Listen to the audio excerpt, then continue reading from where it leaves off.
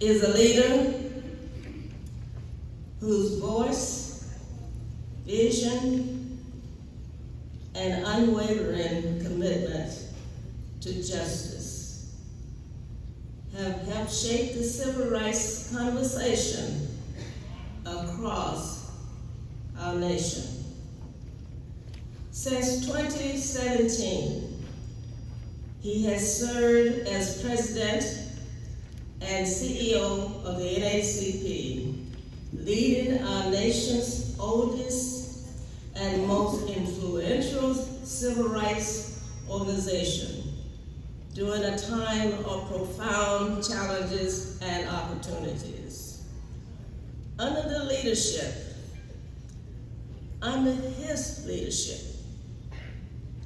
the NAACP has continued its fight to protect voting rights, advance educational equity, promote economic opportunity, defend democracy, and ensure equal justice under the law. A native of Detroit, Michigan, and a graduate of Tougaloo College and South Texas College of Law, he has dedicated his life to public service, civic engagement, and the pursuit of justice. Before assuming national leadership, he served as president of the Mississippi State Congress, NAACP, where he led major campaigns for voting rights and educational equity and helped secure transformational investment of communities across Mississippi. Throughout his career, he has been a tireless advocate, organizer, educator, and champion for those whose voices are too often unheard. His leadership reflects the enduring belief that progress is possible when people are informed, engaged, and willing to stand together in pursuit of a more just society. Tonight, as we celebrate our theme, it's a new day for new energy. We are honored to welcome a leader who embodies that spirit, a leader who continues to inspire communities across America to remain hopeful, engaged, and committed to the unfinished work of freedom and equality. That great leader that I have just told you about is none other than Dr. the CEO, the 19th president of the NAACP, Mr. Derrick Johnson.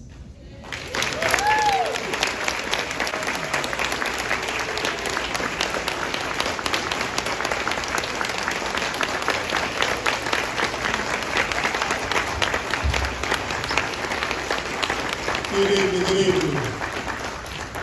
I know some of you are ready to get to the television to see whether or not San Antonio is going to stay alive.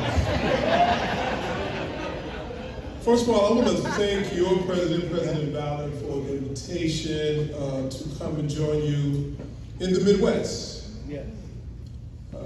Part of the country that I grew up in, part of the country where I matriculated until I made my way down to Mississippi. And then as I look across the audience, I say, it's a whole lot of Mississippi folks in the room. A lot. And that's why we call Illinois North Mississippi. That's right. President Pace is absent. I was just with him in Chicago earlier this week. He's taking his wife on vacation. He was going to try to drive here and drive back to get to on that vacation. I said, man, you crazy. You gotta go stay here with your wife and take her on vacation. To all the officers of this branch, would you please stand if you're an officer of the Rock Island County branch? All the officers. Let's give them a hand. And to the banquet committee, we served on the committee to pull together this beautiful banquet. Would you please stand and let's give them a hand.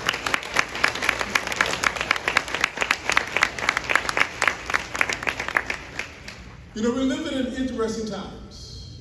It is a time of insecurity for so many. It's a time where the tools of race and religion is being targeted against people, or gender or othering.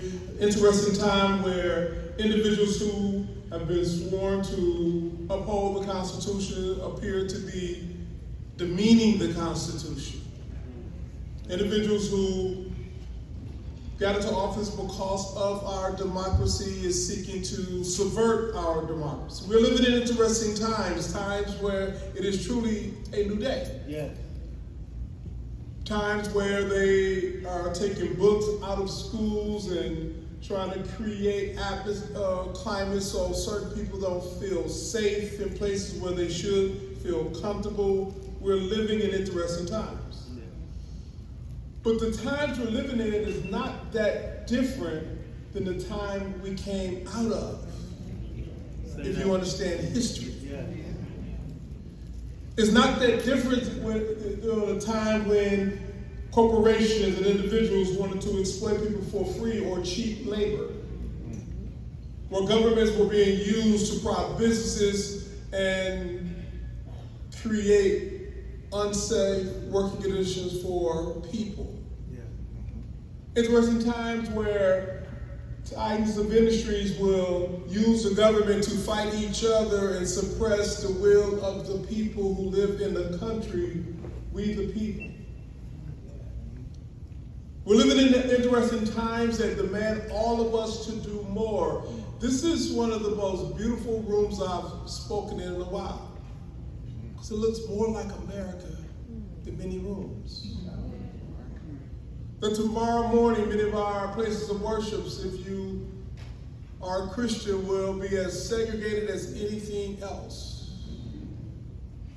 We're living in interesting times because it will benefit those who oppose all of us in this room for us not to know history, to be distracted by all of the chaos, so they can reconstruct what's normal. Yes. Well, NAACP were founded 117 years ago in the backdrop of one of these times. Mm-hmm. The backdrop was one in which you had rich people in the north who were fighting against the rich people in the south over modes of production. One wanted an agricultural-based economy, other wanted an industrial-based economy, and they began to have a debate about it, an argument, a fist fight, articles of secession, which was seen as a declaration of war, and then the states went into a civil war. It wasn't about slavery, it was about money. And in that fight, they fought, and to the point where the Confederacy looked as if they were going to win, and the community that was being suppressed out of their ability to exist as human beings began to take up arms and reinforcing Sherman's army. And as a result of that, those individuals who was of African descent, because they didn't know what country they came from, but they were stripped of that knowledge. Individuals of African descent, because they were not citizens of this country. Individuals of African descent picked up arms and reinforced Sherman's army. And in doing so, the northern states began to win and ultimately defeated the Confederacy. No one freed black folks. That's right. Those Africans who became American as a result of the 13th and 14th and 15th Amendment actually helped save the Union. Yeah. And they fought alongside individuals who were of the working poor, or who were blue-collar workers from Illinois and Michigan and New York and Ohio, who was sent off to fight the rich man's war. But it was all about money. And coming out of that war, the 13th, 14th Amendment were passed, the abolition of slavery, due process rights for all individuals. And they began to put and reconstruct the country to be more reflective of the Constitution that we all are governed under, we the people. And within 10 years, those rich guys cut up a new deal.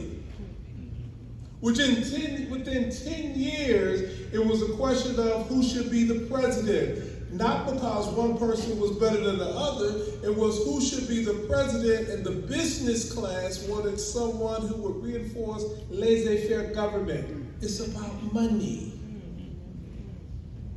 And in doing so, and the Hayes still didn't compromise, the business class of the North said, listen here, if the southern states support Rutherford B. Hayes out of Ohio, we will remove the federal troops from the South, and we will look the other way so you can reestablish your agricultural-based economy using these individuals because they won't have no protection. It's about money. And in that process, it was a period called the Redemption Period, where southern states began to have a reign of terror. That's when we began to see groups like the Christian Knights of the Ku Klux Klan and all type of group, Night Rider groups, to try to put back in place that order because it's about money. And in the northern states, for the whites who were working and they were not a part of that system, they were a part of a different system of exploitation around workers, where they would go to plants and they didn't know what time they was going to get off, and they didn't know if they could work 5 days a week, 3 days a week, or 7 days a week. There were no child protection laws, and that you could go to the slaughterhouses in Chicago or the steel mills out in Gary or the auto plants in Detroit, and it was a horrendous working conditions. And so as majority of black folks are being exploited for now really cheap labor, sharecropping, whites in the North was treated almost the same. And oftentimes we allow the tool of race and othering to confuse us about what the real fight was about. To confuse us to think it's about us against us, when in fact it is those puppeteers trying to pull the strings of all of us to maintain public policy to govern for their profits. Yeah. It's about money. Now, I know I'm here boring you to death, and I'm sure San Antonio's winning right about now, and the Knicks are going to come back later, and in the fourth quarter, we don't know what's going to happen. But it ain't halftime yet, so I'm going to beat you to the fourth quarter. And all of a sudden, because of the deal that was cut, we begin to see a lynching in this country on an average of every single day. And a group of African Americans, they said, you know what, we need to meet and address this question of race because they are attacking us in ways in which we didn't calculate, because we love this country. They met in Niagara, and they began to meet W.E.B. Du Bois and William Monroe Trotter, and Ida B. Wells, and several others. They met, and they began to say, how do we come together to build something national in scope to focus on what's taking place across the country? And the very next year, there was a race riot in Springfield, Illinois. And that group of individuals who've seen that say, you know what, we should all meet. They met in New York. Not a single white person in the room. Because in 1909, if you was Jewish, you was not considered white. In 1909, if you was Irish Catholic, you was not considered white. In 1909, if you was Italian or anything other than white Anglo-Saxon Protestant, you was not a part of the white class. In 1909, each one of those communities, they were also under attack, differently, but attacked nonetheless. Race is a social construct. You can make it be whatever you want it to be, whenever you need it to be. And so there was no group of people coming to save us, and we wasn't there trying to save them. It was all of them sitting there says, we the people, in order to form a more perfect union. It was to say that the public policy is not reflecting or protecting we the people.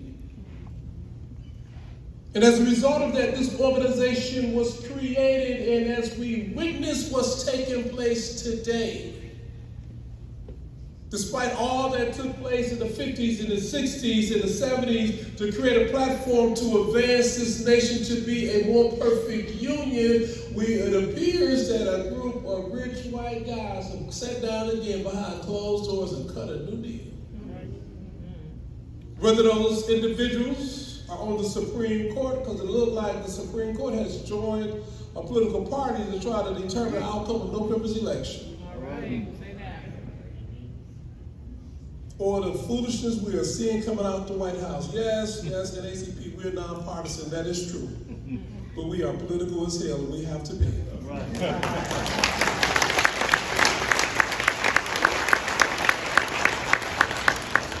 Because all of this is about money, and we cannot get distracted with the questions of othering, because it is a tool that has been used to divide us. Whether you're talking about gender equity or LGBTQIA plus community or black or white or what's the othering now? The immigration status and citizenship status, all othering to distract from what's actually taking place. NAACP, we must keep this muscle memory, because it's through this muscle memory we understand the fight that we are in, as opposed to the fight people try to distract us with. Fight they try to distract us with is a UFC fight in the White House. The reflection pool. And all of the distractions here and there, but at the end of the day, nothing is more important than this November's election.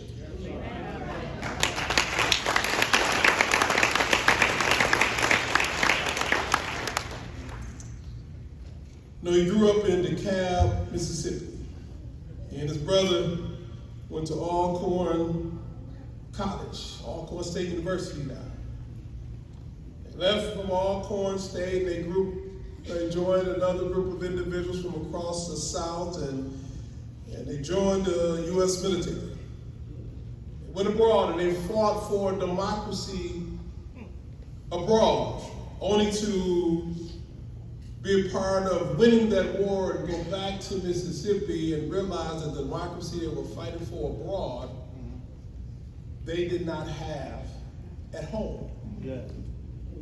And unlike majority of the counterparts who decided, said, we're not going to take this anymore, I'm going to go to Chicago, I'm going to go to Gary, I'm going to come right here to the Quad City. And they migrated out of the South because they didn't want to deal with what was going on in Mississippi, although they had fought for this country. When he got back, he said, I'm not going to do that. He joined other World War II veterans, and they created a system across the state of Mississippi, and they began to put forth the resistance. His name was Medgar Evers. He was fighting for voter rights. He was fighting for equal protection under the law. He was fighting for being treated with human dignity. And as a result of his courageous fight, he was assassinated in his driveway in 1963. His name was Emsy Moore. He owned gas stations in in Bolivar County, and he organized protests throughout the Delta. He had things that you don't buy gas or you can't use a restroom. His name was Aaron Henry.